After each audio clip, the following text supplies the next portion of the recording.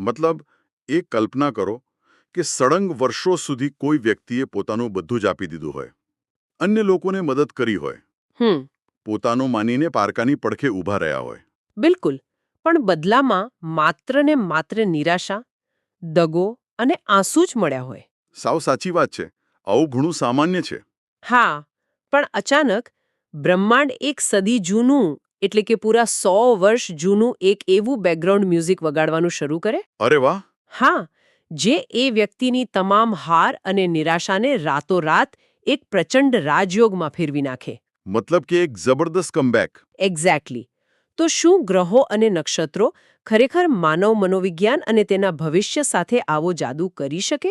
એ જ તો સૌથી મોટો પ્રશ્ન છે. રાઈટ. તો આજની આ ગહન ચર્ચામાં આપણું સ્વાગત છે.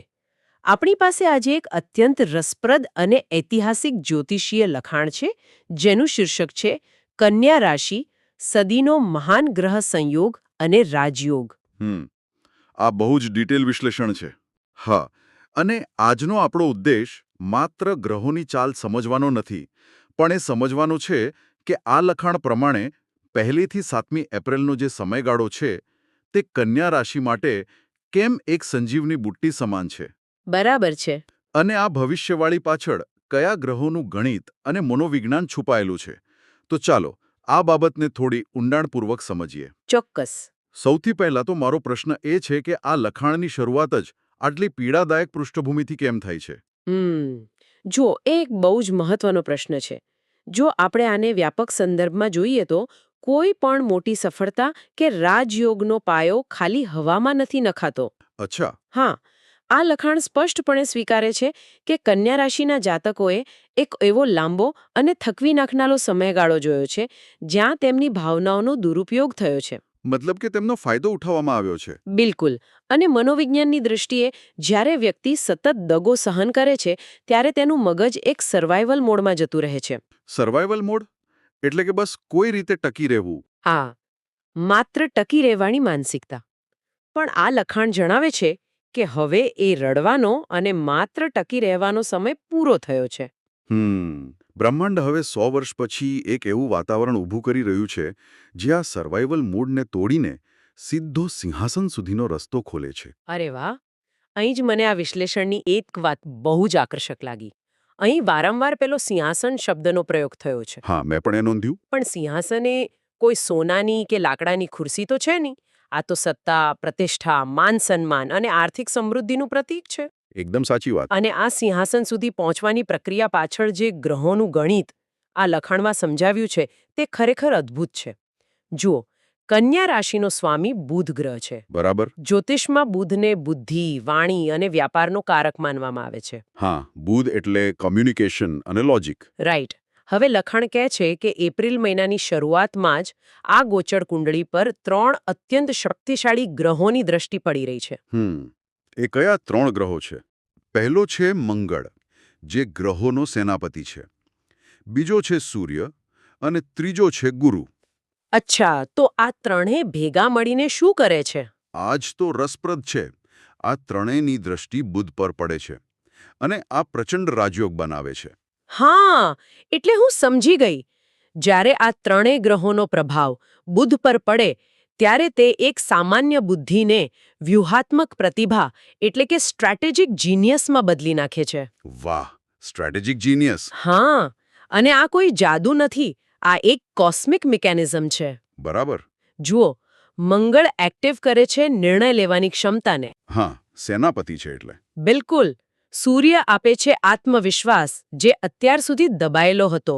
અને ગુરુ એ સુનિશ્ચિત કરે છે કે લેવાયેલા નિર્ણયો લાંબા ગાળા માટે ફાયદાકારક હોય. અરે વાહ, એટલે આખું પેકેજ મળી ગયું. હા, આ સંયોજન જ એ મહાન રાજયોગનું નિર્માણ કરે છે જેની આ સ્ત્રોતમાં વાત કરવામાં આવી છે. આ આખી પરિસ્થિતિ ખબર છે મને કોઈ બ્લોકબસ્ટર ફિલ્મના મુખ્ય પાત્રની યાદ અપાવે છે. અચ્છા, કેવી રીતે? મતલબ ધારો કે ફિલ્મના પહેલા ભાગમાં આ પાત્રે ખૂબ જ અન્યાય સહન કર્યો હોય, પીડા અને અપમાન સહન કર્યો હોય. હા, અને દર્શકોને પણ થાય કે આનું કંઈ સારું થશે કે નહીં. એક્ઝેક્ટલી. પણ પછી ઇન્ટરવેલ આવે. હા. અને અચાનક બેકગ્રાઉન્ડ મ્યુઝિક બદલાય. પેલું ધીમું ઉદાસ સંગીત અચાનક એક પાવરફુલ રૂંવાડા ઊભા કરી દે તેવા બીટમાં ફેરવાઈ જાય. હા, જે એ પાત્રના શાનદાર કમબેકનો ઈશારો કરે. હા, બરાબર. આ લખાણ મુજબ આ એપ્રિલ મહિનાની શરૂઆત એ જ બદલાયેલું બેકગ્રાઉન્ડ મ્યુઝિક છે. એ સરખામણી આ પરિસ્થિતિના મનોવિજ્ઞાનને સમજવા માટે એકદમ સચોટ છે. સાચું ને? હા, કારણ કે આ બદલાવ માત્ર બહારની દુનિયામાં નથી આવતો. સૌથી મોટો બદલાવ અંદર આવે છે. એટલે કે માનસિક રીતે. હા. જો આપણે લખાણની વિગતો જોઈએ તો આ ઐતિહાસિક રાજયોગ રોજિંદા જીવનમાં કેવી રીતે દેખાશે તે દિવસો પ્રમાણે બતાવ્યો છે. રાઈટ. 1લી થી 7મી એપ્રિલનું ડિટેલ્ડ બ્રેકડાઉન છે. બિલકુલ. તો સૌથી પહેલો તબક્કો છે માનસિક શાંતિ. લખાણ કહે છે કે 1લી એપ્રિલ એક નવી સવાર લાવશે. મતલબ માથા પરથી કોઈ મોટો બોજ ઉતરી ગયો હોય એવો અહેસાસ થશે. હા, એક્ઝેક્ટલી. અને અહીં સ્પષ્ટ લખ્યું છે કે ભગવાન ભોલેનાથનું નામ લઈને શરૂ કરેલા નવા કામ કે પ્રોજેક્ટમાં સફળતા મળશે. અચ્છા, અને નોકરીમાં પણ કોઈ નવી જવાબદારી કે પ્રશંસા મળવાની વાત છે? હા, તો આ 1લી તારીખે મન શાંત થાય છે.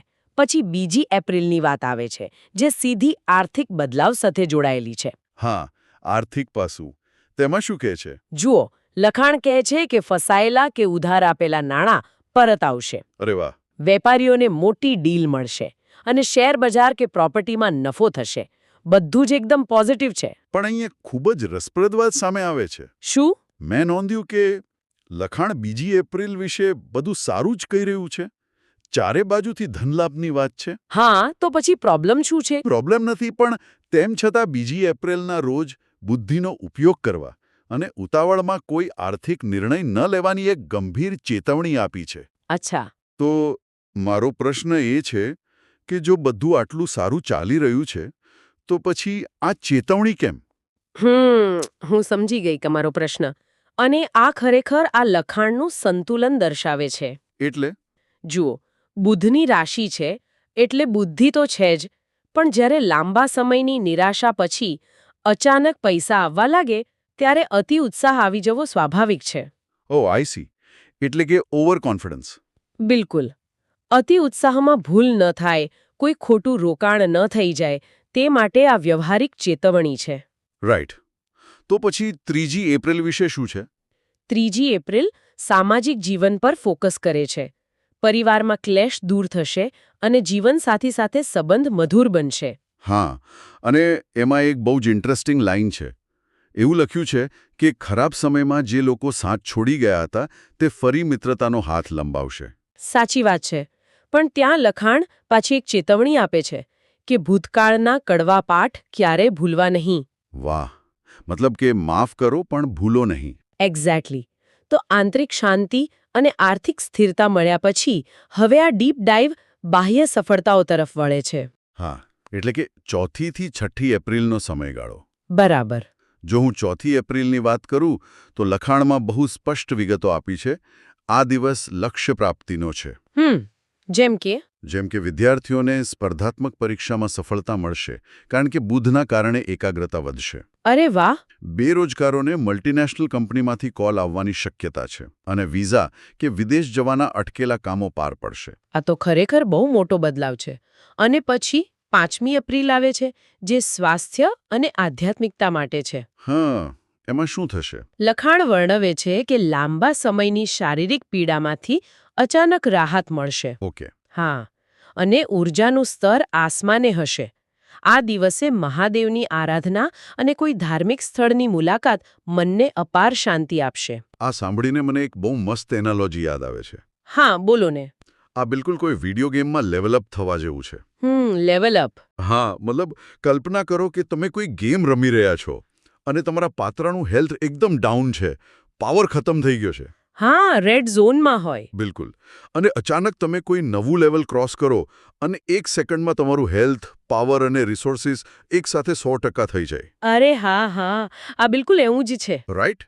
તો આ 5મી એપ્રિલે 100% હેલ્થ પાછા મેળવવાનો દિવસ છે. એકદમ સાચું. અને આ ઊર્જા પાછી મેળવ્યા પછી આવે છે 6ઠ્ઠી એપ્રિલ, જેનું મહત્વ લખાણે બહુ ભારપૂર્વક સમજાવ્યું છે. 6ઠ્ઠી એપ્રિલે એવું તે શું ખાસ છે? 6ઠ્ઠી એપ્રિલે શત્રુઓનો નાશ અને અચાનક ધન લાભની વાત છે. શત્રુઓનો નાશ? હા, અત્યાર સુધી જે છુપા દુશ્મનો પીઠ પાછળ કાવતરા ઘડતા હતા તે પરાસ્ત થશે. અચ્છા. અને જો કોઈ અટવાયેલા કોર્ટ કચેરીના કેસ હશે તો તેમાં પક્ષમાં નિર્ણય આવશે. મતલબ કે જે લડાઈ લાંબા સમયથી ચાલતી હતી તેમાં વિજય? બિલકુલ. અને સાથે જ કલ્પના ન કરી હોય તેવો અચાનક આર્થિક ફાયદો પણ થશે.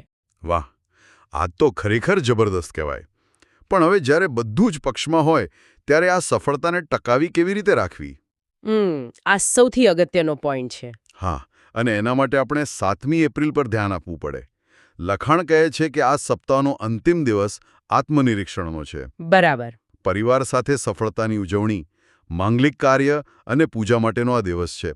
પણ લખાણની એક બહુ જ ખાસ સલાહ છે કઈ સલાહ? કે કોઈ ગરીબ, અસહાય કે જરૂરિયાતમંદ વ્યક્તિને ભોજન કરાવો, જેનાથી ભાગ્ય બમણું ચમકશે. અરે વાહ! અહીં સૌથી આકર્ષક બાબત એ છે કે આ પહેલીથી 7મી એપ્રિલના સમયગાળાને નોકરિયાત અને વ્યાપારીઓ માટે એક કલ્પવૃક્ષ કહ્યો છે. કલ્પવૃક્ષ? હમ એટલે કે જે ઈચ્છા માંગો એ પૂરી થાય એ વૃક્ષ. હા, એક્ઝેક્ટલી. પણ આ કલ્પવૃક્ષની સાથે કેટલાક કડક નિયમો પણ આપ્યા છે. મતલબ કે ચેતવણીઓ. અચ્છા, કેવા નિયમો? 3 મુખ્ય ચેતવણીઓ છે. પહેલી, જ્યારે સફળતા મળે ત્યારે અહંકારને મગજ પર ક્યારેય હાવી ન થવા દેવો. રાઈટ, જમીન પર રહેવું. કુલ. બીજી ચેતવણી છે મીઠી વાતો કરી ફાયદો ઉઠાવવા માંગતા સ્વાર્થી લોકોથી સાવધાન રહેવું. કારણ કે સફળતા જોઈને લોકો તો આવવાના જ. સાચી વાત છે. અને ત્રીજી ચેતવણી, જે બહુ જ મહત્વની છે, વાણી પર સંયમ રાખવો. વાણી પર સંયમ? હા, કારણ કે લખાણ કહે છે કે વાણી જ તમારી સૌથી મોટી તાકાત છે અને એ જ તમારું સૌથી મોટું શસ્ત્ર પણ છે. તો આ બધાનો ખરેખર અર્થ શું છે, જો આપણે આને એક વાક્યમાં સમજવું હોય તો? જુઓ, આનો સંક્ષિપ્ત અર્થ એ છે કે આ સમયગાળો માત્ર કોઈ અંધ નસીબનો નથી. ઓકે. આ ભૂતકાળની મહેનત, જે પરસેવો વહાવ્યો છે, તેનું સોના મોહર જેવું અમૂલ્ય વળતર છે. અચ્છા, એટલે રિટર્ન ઓન ઇન્વેસ્ટમેન્ટ? હા, પણ શરત એટલી કે આ વળતરને નમ્રતાથી જાળવી રાખવાનું છે, અહંકારથી નહીં. બહુ જ સુંદર વાત કહી. તો જો આખી સફરનો હું ટૂંકો સાર આપું તો આ લખાણ માત્ર કોઈ ભવિષ્યવાણી નથી. આ ભૂતકાળની પીડામાંથી બહાર આવી, યોગ્ય નિર્ણયો લઈ, બુદ્ધિ અને સંયમથી સફળતાના શિખરે પહોંચવાનો એક સુંદર નકશો છે. એકદમ સાચું. અને આ ગહન ચર્ચામાંથી શીખનાર વર્ગ માટે સૌથી મોટો બોધ એ જ છે કે સફળતા મેળવવી એક વાત છે, પણ સફળતા પચાવવી એ પણ એક મોટી કળા છે. સાચી વાત છે. અને આનાથી એક બહુ જ મહત્વનો પ્રશ્ન ઊભો થાય છે. શું? આપણે હમણાં જ વાત કરી કે લખાણ કહે છે કે આપણી વાણી જ આપણું સૌથી મોટું શસ્ત્ર છે. હા, બરાબર. તો આ આપણને એ વિચારતા કરી મૂકે છે કે જ્યારે આપણે ખરેખર સફળતાના એ સિંહાસન પર બેસીએ છીએ ત્યારે આપણો સૌથી મોટો પડકાર શું હોય છે? શું એ બહારના દુશ્મનો સામે લડવાનો હોય છે કે પછી આપણા પોતાના જ શબ્દો અને અહંકારને આપણું પતન બનતા રોકવાનો હોય છે? વાહ, આ ખરેખર એક એવો વિચાર છે જે આપણને બધાને વિચારવા મજબૂર કરી દે છે. ખરેખર અંદરનો અહંકાર જ સૌથી મોટું શત્રુ બની શકે છે. બિલકુલ. તો આપણી આ ગહન ચર્ચામાં સાંભળનાર વર્ગ માટે આ એક એવો વિચાર છે જેના પર જાતે મનન કરવું ખૂબ જરૂરી છે. આ ચર્ચામાં જોડાવા બદલ અને આ જટિલ વિષયને આટલી સરળતાથી સમજાવવા બદલ તમારો આભાર. હા, આ વિષય પર વાત કરવાની ખરેખર મજા આવી. હંમેશા નવું શીખતા રહો અને જિજ્ઞાસુ રહો. આપણે ફરી મળીશું એક નવા વિષય અને નવી